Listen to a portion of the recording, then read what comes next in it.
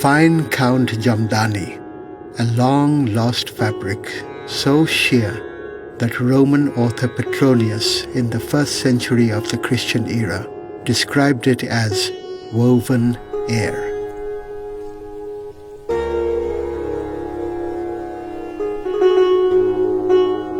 Unlike the Jamdani of today, the fine Count Jamdani of earlier times consisted of detailed motifs woven into the delicate muslin, with a thread count ranging from 400 to 1,000 and sometimes even higher. This technique was and still is only truly possible within the region of Dhaka, Bangladesh, due to its unique climate and conditions. And so it came to be known as Dhaka muslin.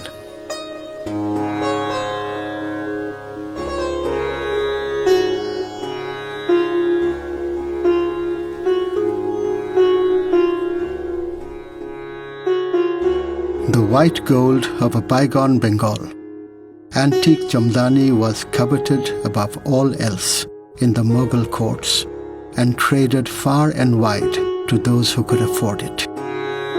It's important to realize that cotton was one of the most important fabrics that human beings used, and it was used in multiple places in the world. However, the sophisticated weaving of cotton happened in South Asia, in this particular subcontinent, which is India, including Bangladesh. And to take it a stage further, Bangladesh was the country known as Banga in the ancient times, which actually wove the finest of this cotton.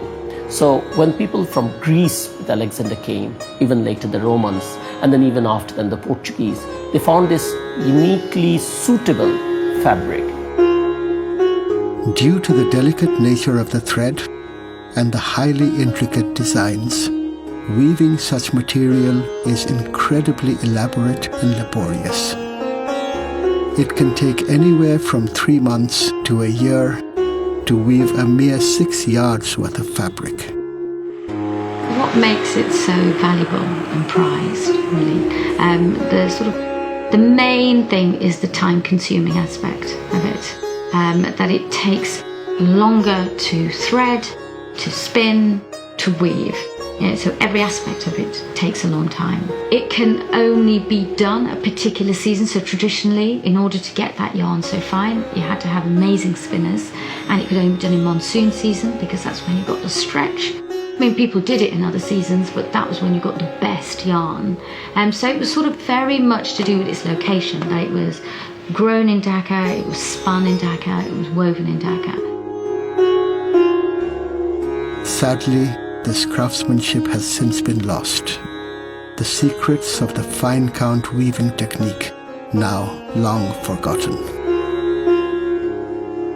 What we are left with is a mere shadow of what this craft used to create. Cotton and silk varieties of today rarely surpass a thread count of 80.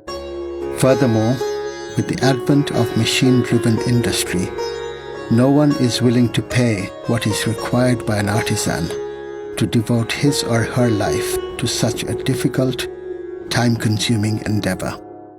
একটা সুতা দিয়া করতে হয় পুরো শাড়িটা, একটা সুতা দিয়ে ডিজাইন করতে হয়, আবার একটা সুতা মারলে এই সামান্য পরিমাণ আগায়, সুতাটা চিকন হোক আর একটু মোটা হোক, যত কাউন্টের সুতাই হোক, এটা একটা সুতা দিয়ে করতে হয়, যার জন্য 12 হাত শাড়ি করতে এত সময় লাগে। As a result, more and more of the specialized Jamdani weavers are leaving this tradition altogether and opting for more modern forms of occupation. Machine-made Jamdani, that is threading is the real Jamdani.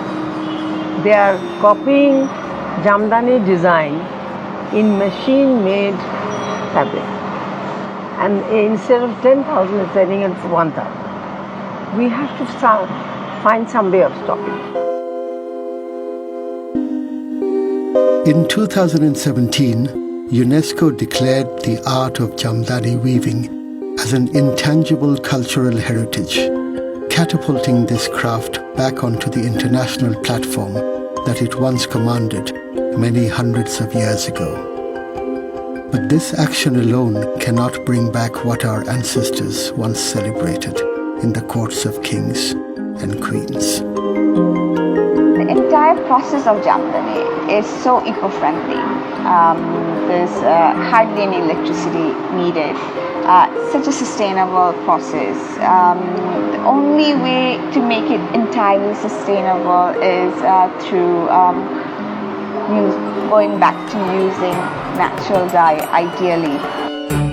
Aranya, a fair trade craft house, has been diligently working to revive the process of natural dyeing.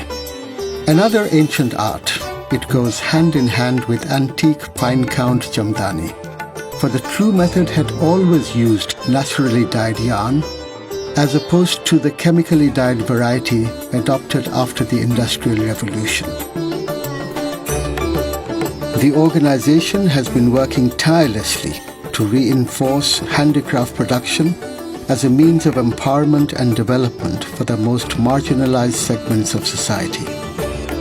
For the past 3 decades, 300 weavers, women included, have been working with Aranya to create naturally dyed Jamdani. Under the leadership of the National Crafts Council of Bangladesh, organizations like Aranya have now set their sights on reviving fine count Jamdani weaving. They have spent the last 2 years putting together extensive research and development in an attempt to recover this lost art. This includes recreating 16th century motifs, as well as providing the support that the master weavers need in order to attempt what has been unattainable since the British colonization of Bengal. The results have been remarkable. In just a few years, Jamdani artisans have managed to raise the thread count of the fabric from 80 to 200. If you just go there, you will realize how much labor cost it is, how meticulous the work has to be. The real skill, that is a skill that nobody else can copy. So when people buy pseudo Jamdanis or not Jamdanis, I say that they should first try to understand what Jamdani is.